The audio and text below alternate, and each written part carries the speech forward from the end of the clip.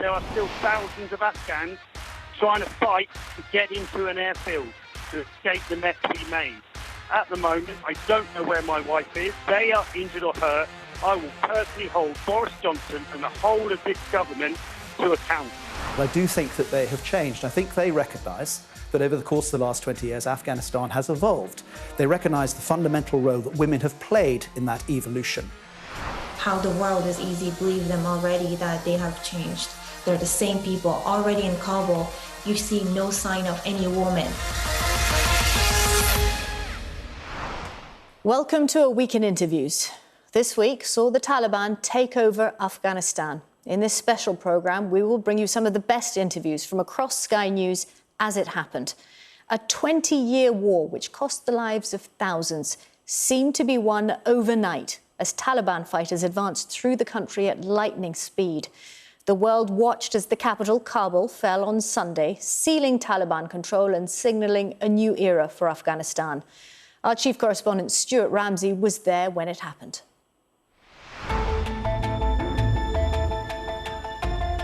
I hear a lot of shouting coming down the road behind me. In fact, I think it's a procession of the Taliban. Today, back in the White House, President Biden faced the biggest test of his presidency. There was never a good time to withdraw U.S. forces. I stand squarely behind my decision. This is a Taliban press conference. Their leadership is trying to convince the world that they are new Taliban. We assure the people of Kabul that there will be no excesses against them and they will live in peace. Parliament were called to ask what went wrong and how might the UK try to put some of it right. The Prime Minister's view, mission, at least partly, accomplished. The United Kingdom, amongst others, joined America in going into Afghanistan on a mission to extirpate Al-Qaeda, and we succeeded in that core mission. But MPs here see failure. This doesn't need to be defeat, but at the moment, damn well feels like.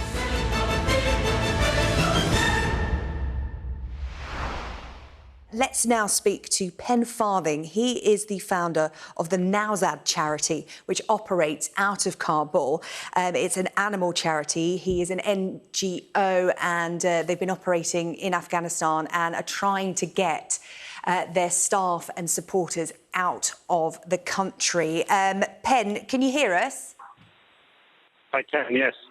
Pen, it's good to speak to you this afternoon. Talk to me about what's happening. Now, your wife and some of your colleagues have headed to Kabul airport. What happened next? My wife and my country manager, who is 34 weeks pregnant, they were told by the evacuation teams that they need to get to Kabul airport within the next hour to get their evacuation flights out. There is no security on the outside of Kabul airport. And as a Royal Marine Commando, I am absolutely furious with these soldiers because they refuse to go out of that camp to rescue those people to get them inside the safety of Kabul airfield. There are still thousands of Afghans trying to fight to get into an airfield, to get on an airplane, to escape the mess we made. At the moment, I don't know where my wife is. They managed to pull out my country manager to get her out of the crush along with her one and a half year old son. Somebody needs to get a grip. If they are injured or hurt, I will personally hold Boris Johnson and the whole of this government to account. This is a masterclass, an absolute masterclass in how to do everything wrong in a withdrawal from a country that we have completely messed up. We cannot get to Kabul airport. Outside of that perimeter, the Taliban now control everything. There are thousands of desperate Afghans who are trying to get into an airport. And then in between, you've got the State Department or you've got the Foreign Office saying, please make your way to the airport, and when you get here, then you can get a flight out. Well, we can't get to the airport, Boris Johnson. And when we do, the soldiers you sent refused to open the gate to let expats who had been told to be there, and one of them, a 34-week pregnant woman with a 1.5-year-old child, they left them in a crush. I am beyond furious. this government, along with Joe Biden, have created an absolutely unimaginable horror show of a withdrawal from Afghanistan. And somebody is going to die because there is no control outside of that airport. We can cross live to Doha, where we can speak to the Taliban negotiator and media spokesman, Sohail Shaheen. And we know that you've given reassurances to women that they can continue education. How much education will women be able to have? Will they be able to stay in school past the age of 12? Will they be able to go to university? Yes, they can get education from primary to higher education. That means university, yes. We have announced this policy not once in international conferences like in Moscow conference, here in Doha conference. We mentioned in our leaders mentioned in their speeches. So this is our policy. And Britain and the US did appear to be very surprised at how quickly you were able to take over. Why do you think you faced such little resistance?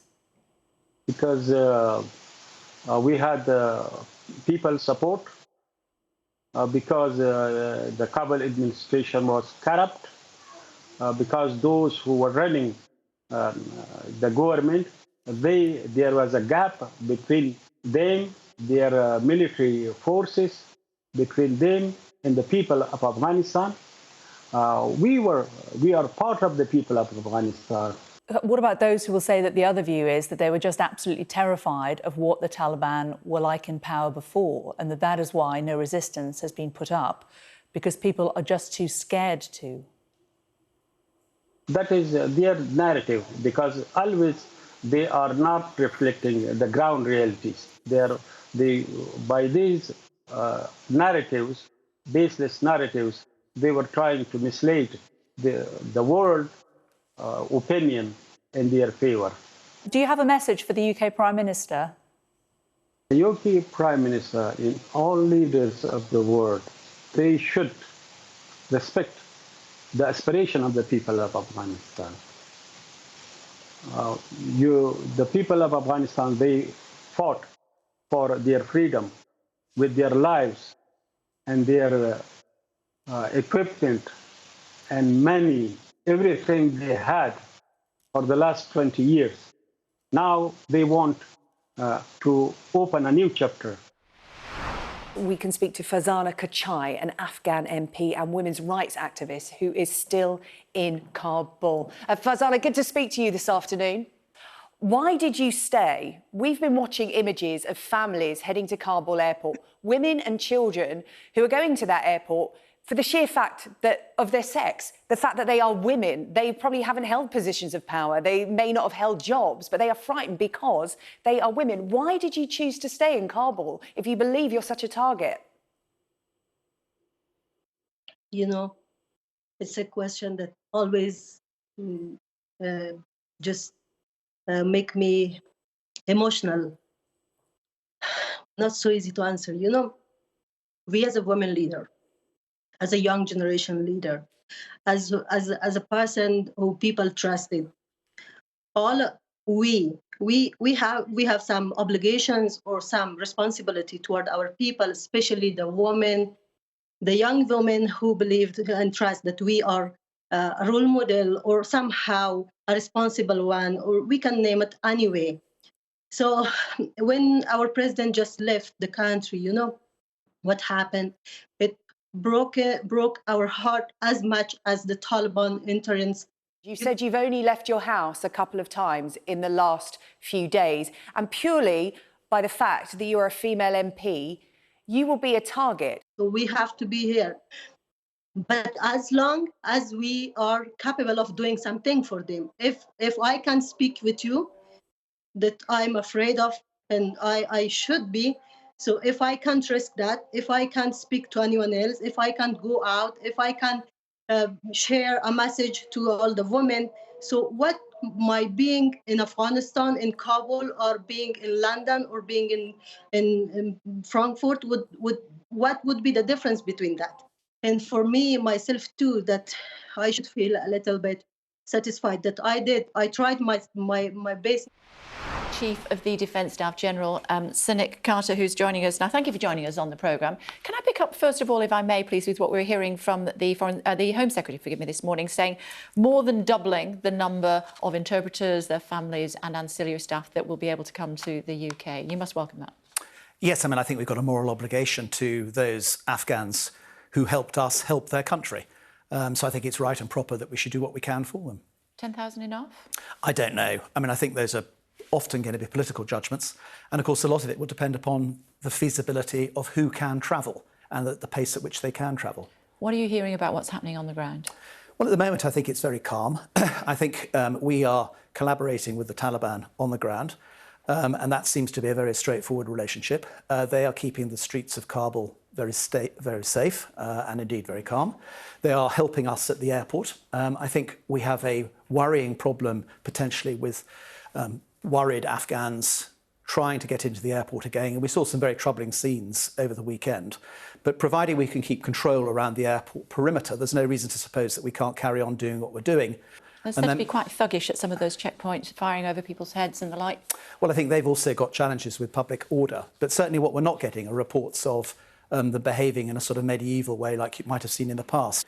And let's see what the Taliban allow us all to do at the moment.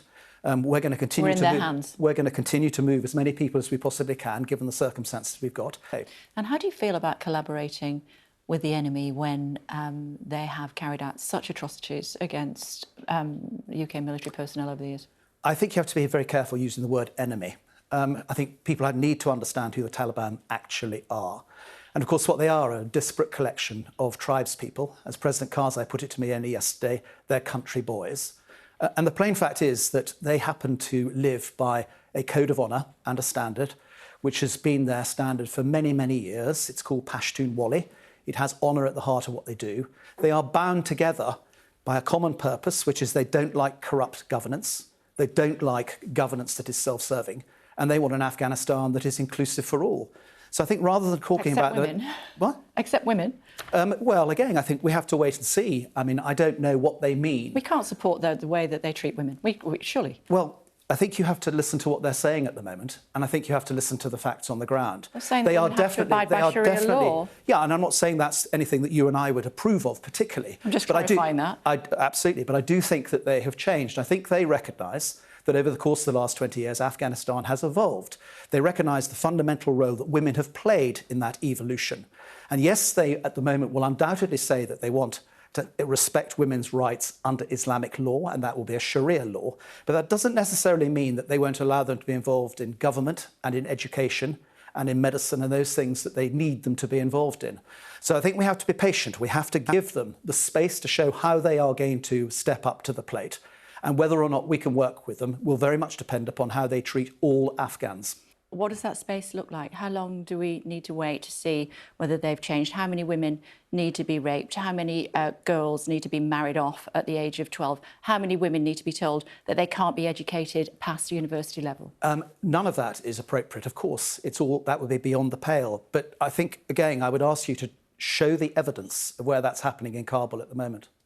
Yeah, but what my question is how long do we need to wait? How many women need to be raped or murdered or beaten because they go out I come back to you. Show us the evidence of that actually happening on the ground at the moment. Well, as the Taliban returns to Afghanistan, there are fears that 2 decades of progress for women could be lost. This includes access to education and employment. Well, Niloufar Rahmani became the first female fixed-wing pilot in the Afghan Air Force. She was granted asylum to the US 3 years ago after receiving threats from the Taliban, and her parents and sister are still in Kabul. Well, Niloufar joins me now. I suppose the first question to you must be, how are your family in Kabul? What contact have you been able to have with them?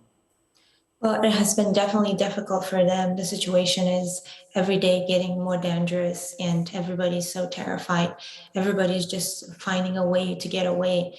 And unfortunately, I have a difficult time reaching out to my parents. I don't know if it is due to internet or electric or I have no idea, but I am definitely really worried about everybody down there. It looks like people are so terrified. They're so scared. Niloufar, tell us a little bit about about your journey to where you are now. I mean, becoming a pilot in the Afghan Air Force, that, you know, despite the fact that the Taliban were not in power, that must still have been extraordinarily difficult. Very difficult, you know, as an Afghan female, of course, this is something the Taliban are against. The Taliban war is against women. They don't want a woman to be educated. They take away the rights from the woman. The first thing they do, they take away everything from a woman. The same thing. I was the symbol of freedom of women in Afghanistan. As a woman, that I raised my voice and tried to go against what they believe. And unfortunately, it ended up risk my life and my family's life. And I have been threatened so many times by them. My brother got shot by them, and it's just really, really scary situation for any woman to be in. Could you ever see a situation arise, though, where you may be flying for America against the Taliban over Afghanistan? Well, as an Afghan woman, that would be my honor. I would absolutely do it with not even thinking 2 seconds about it. I spoke to a Taliban spokesman a couple of days ago, and he said to me that the Taliban have changed, that they believe that women should be educated. He said that they could go to university. He said that women could work. He also said that women didn't need to wear the burqa walking around Afghanistan. Do you believe him? I do not. I do not believe that. The people that they already prove themselves, how the world is easy, believe them already that they have changed. They're the same people. Already in Kabul, you see no sign of any woman. Any pictures of a woman in the stores and the walls, it has been already blacked out. There's no woman in the city. One woman already got killed because she didn't have a burqa on. How can I even trust that word? How the world can trust that word? Welcome back to Sky News and our continuing coverage of the crisis unfolding in Afghanistan, the Taliban's takeover of the country. As Kabul fell this weekend, many former soldiers began questioning whether their actions in the country had been rendered futile. For former Royal Engineer Jack Cummings, the war was utterly life-changing. He lost both his legs and was in a coma for a month. Well, he wrote this tweet on Saturday as the Taliban advanced. Was it worth it? Probably not. Did I lose my legs for nothing? Looks like it. Did my mates die in vain? Yep. Many emotions going through my head: anger, betrayal, sadness, to name a few. Well, Jack joins me now. Can you put it into words how you're feeling? Watch Afghanistan go back 20, 30, 40 years. No, honestly, I'm totally lost for words. Totally lost for words. What's happened the past week, the past couple of days, you know, just... Yeah, the emotions are raw. Even more so when I wrote the tweet on Saturday. It was as I said in my tweet, it's my bangiversary. It was my anniversary getting blown up. As us squaddies call it, your bangiversary. So that day's always raw for me anyway. Raw for me and my family. Normally I'm quite quiet. I keep myself to myself. You know, me and my wife will have a few drinks and reminisce. But I just felt on Saturday I had to write something. I had to put my 2 pence in. Just seeing events unfold in Afghanistan, just heartbreaking and devastating to see. Just the country I fought in and fought for has just gone up in smoke like that. You know, I'm sending my best wishes to the 600 paras that have gone out, and I hope they all come home safe and sound, and they bring home as many as possible, including as many interpreters as they can get hold of. You know, if anybody deserves the right to be free and live in peace and come to the UK as the interpreters that helped Western forces, and I really hope they can get as many as possible. I feel sorry for the country of Afghanistan. You know, my job out there was to find bombs, to find improvised explosive devices. I love my job. I'm so proud to have served in the British military and the British Army. Do you think a presence should have remained? Because the excuse that President Biden used was, we don't want a forever war. I get that to a degree. I truly do, and I'm not naive. I knew we couldn't stay there forever. Afghanistan and Afghans got the right to look after themselves and govern themselves and to look after themselves. But just to see the quick withdrawal and then it to go up in smoke in a week or whatever it was, it just doesn't feel right, and that can't be right. I just wonder what you would say to Boris Johnson if he's watching now. To Boris Johnson, me personally, was it worth it? you know, he said, you know, British soldiers didn't die in vain, but I don't think he'll ever say that face to face of a grieving mum or a grieving wife or grieving father. You know, I lost my legs and I will never walk again. I'm bound to a wheelchair for the rest of my life. Don't get me wrong, I knew the risk. I signed up on the dotted line and I knew the risk going out. I was proud to serve my country. I knew that. But I wanted something out of Afghanistan. I truly felt I was making a difference in Afghanistan. Every bomb that I was finding was saving their life. These bombs don't discriminate. These IEDs don't discriminate. It doesn't matter if you're a British serviceman, an American, or you're a local Afghan. If you stand and it's going bang and you're losing a leg, you're losing an arm, you're losing your life. Everyone I found was hoping to make a difference. How do the families of those who didn't come home feel about the Taliban's takeover? My next guest, Christine Harrison, is the mother of Corporal Darren Bonners, who was killed in Helmand in May of 2007. She feels let down and that everything they achieved was for nothing. Hello to you. Thank you for joining us, Christine. I've just been speaking to the head of the army and he was saying that your son's life and those of his colleagues were not in vain. What would you say in response to him?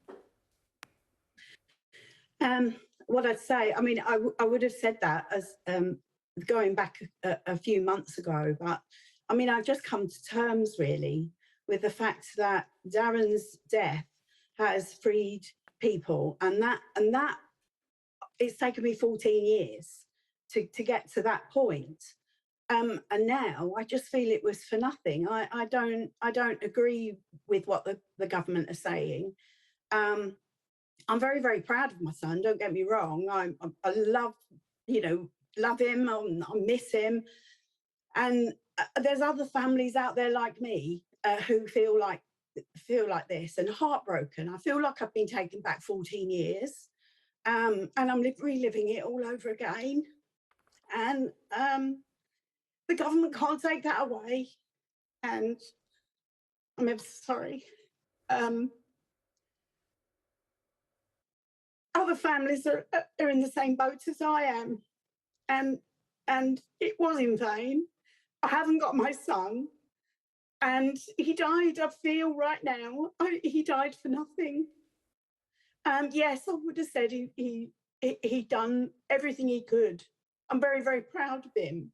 And he was very, very proud of being part of the British Army. But I feel so let down. And I feel he's been let down as so many other soldiers have.